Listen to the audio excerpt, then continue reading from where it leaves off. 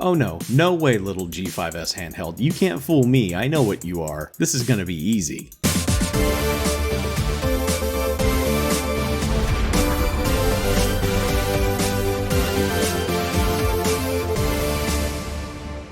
Okay, actually, this is so unfair. I had this whole gimmick worked out for this review. Clearly the G5s is just the Gamebox-powered G3, but with a horizontal orientation instead of vertical. I was going to do this whole bit where I recycled my review of the G3, but dubbing in a hilariously mismatched G5 every time I said G3 in that review, and superimposing an image of this unit really poorly over the old footage. It would have been amazing, the toast of YouTube. I would have won a Tubi award. But then I turned it on, and son of a bitch, it's different.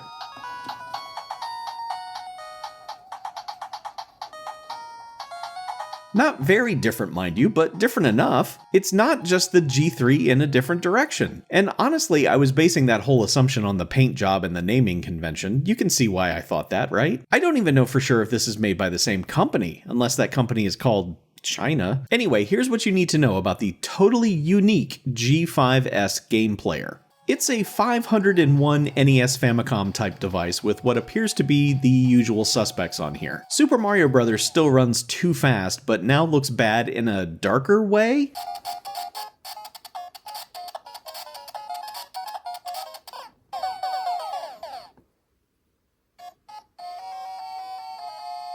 Overall though, I would say the screen looks ever so slightly better than the one on the G3, at least the one I got anyway. And yes, I will go through these games at some point in the far off future. I do need to figure out how to properly shoot these screens though, because this distortion you're probably seeing is unfair to the device. That's not there when you're just using it normally. It's something that my phone's camera is adding to the image. Look phone, these things don't need any help, they kinda look bad all on their own. And I should be able to show that with a camera that costs 11,000% more than this game system. I don't know what setting I need to change here, and it's not exactly something that will produce an accurate result when doing a Google search, so I don't know. Do you know what I'm doing wrong here? Let me know in the comments, I guess. Anyway, the whole build quality of the G5s is incredibly cheap and light, and while the face buttons share the completely wrong button layout with its maybe cousin, the buttons on the G5s are incredibly stiff, comically stiff. You're probably going to mess up a lot of button presses when you first get this thing. Most notable about the design of this device is the wacky looking D-pad, which is basically one big button in addition to a directional disc pad thing. You can just push the whole thing in if you want, and initially you might be thinking, wow, cool, an extra button, that's smart. But then ask yourself, okay, for what? I mean, there's literally nothing on this device that would take advantage of something like that. We've already noted that it has 2 more face buttons than it needs, so what's the point of this crazy thing? And yes, it does not feel all that great when playing a game. Hell, the system doesn't even come in a box. Instead, if you shell out the $10 or so for this one, it'll likely show up in a Ziploc bag, crammed together with the charge cable, AV cable, the manual, and probably a second controller as well, which is laughably tiny. Mine survived its long journey like this though, so perhaps it's more durable than you think. All that being said about the build quality though, after a little bit of use it starts to feel totally fine. I played some Tetris, which requires some precision to do what you need to do, and it was very manageable.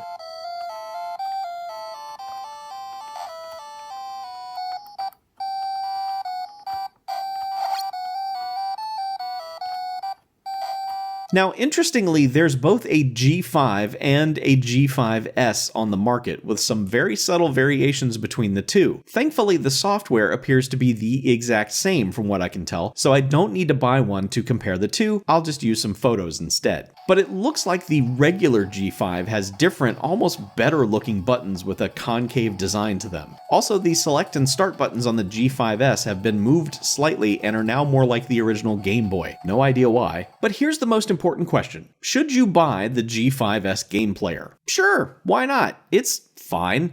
Of the 3 systems I've reviewed so far, this is the first one I can say that about. It's fine. Not great, kinda crummy actually, but for $10 or less, it's decent enough to screw around with. I've warned you about the games it contains, how the screen looks and the stiff buttons, and still, sure, whatever, best in show. 2023's Handheld of the Year so far. Now, should it be your primary portable gaming system? No, absolutely not. But something to have around and tinker with from time to time? Sure, go get it. The damn thing is everywhere. You've got $10. Go get something stupid with it.